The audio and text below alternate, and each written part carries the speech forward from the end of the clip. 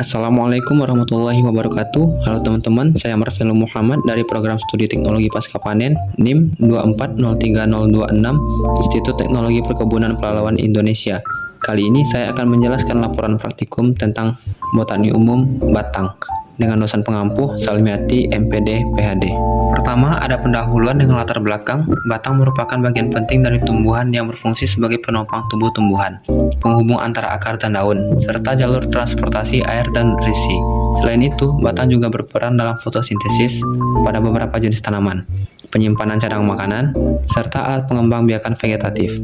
Struktur batang terdiri dari jaringan pelindung, epidermis, jaringan dasar, korteks dan empulur, serta jaringan pengangkut, xilem dan floem. Struktur dan fungsi batang sangat berkaitan erat dengan kemampuan tumbuhan untuk tumbuh, berkembang, dan bertahan hidup di berbagai kondisi lingkungan. Adapun tujuan praktikumnya, yang pertama menjelaskan struktur batang, baik struktur morfologi maupun anatomi. Yang kedua, menjelaskan beberapa tipe berkas pengangkut yang terdapat pada batang spesies terpilih. Yang ketiga, menjelaskan beberapa macam arah tumbuh batang dan contoh spesies terpilihnya. Yang keempat, menjelaskan percabangan pada batang dan spesies terpilih. Yang kelima, menjelaskan beberapa organ pada spesies terpilih yang merupakan hasil modifikasi batang. Selanjutnya, metodologi dengan alat, pisau silet, penutup kaca preparat, tisu, spatula, mikroskop, kaca preparat, gelas beker, dan pipet tetes. Dan bahannya, batang teki, batang sirih, batang sawi, air, batang jagung, batang kembang sepatu, dan batang bayam duri. Langkah kerjanya yang pertama, sebelum melakukan praktikum, siapkan alat lalu bersihkan sehingga siap digunakan untuk mengamati, serta bahan yang mau diamati. Yang kedua, bersihkan kaca preparat lalu beri label sesuai sampel yang akan diuji. Yang ketiga, ambil sampel lalu iris melintang dengan irisan setipis mungkin, dan letak di kaca preparat lalu tetesi sedikit air dan tutup dengan kaca penutup preparat. Amati sampel di mikroskop hingga terlihat jaringannya.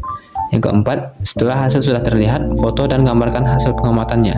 Setelah digunakan, mikroskop dikembalikan dalam keadaan netral. Berikut ini video pelaksanaannya.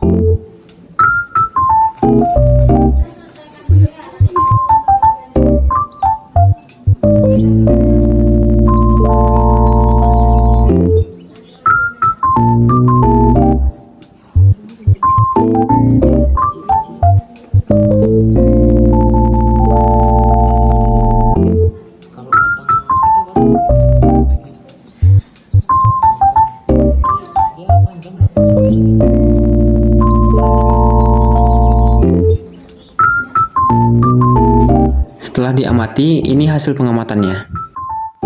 Adapun pembahasannya, sel batang rumput teki memiliki struktur segitiga yang khas, yang membedakannya dari jenis rumput lain.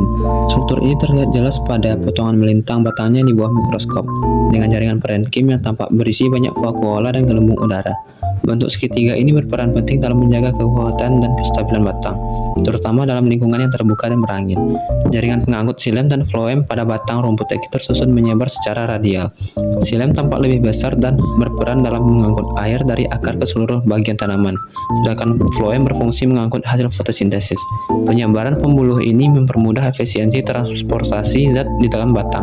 Pada bagian epidermis, batang terdapat lapisan sel pelindung yang cukup tebal, disertai kutikula tipis yang mencegah penguapan berlebih. Struktur ini mendukung adaptasi rumput teki terhadap kondisi kering, menjadikannya tumbuhan yang sangat toleran terhadap cengkaman air dan sering dianggap gulma di lahan pertanian. Kelebihan struktur anatomi batang ini juga membuat rumput teki memiliki kemampuan regenerasi tinggi melalui rimpang.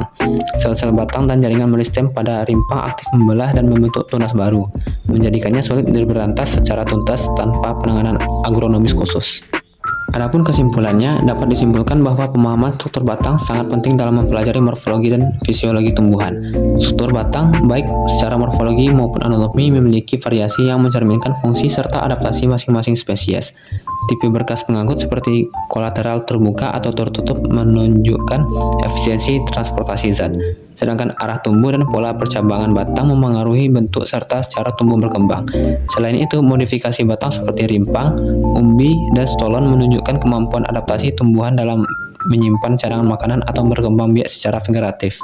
Berikut ini daftar pustakanya. Terima kasih. Assalamualaikum warahmatullahi wabarakatuh. See you.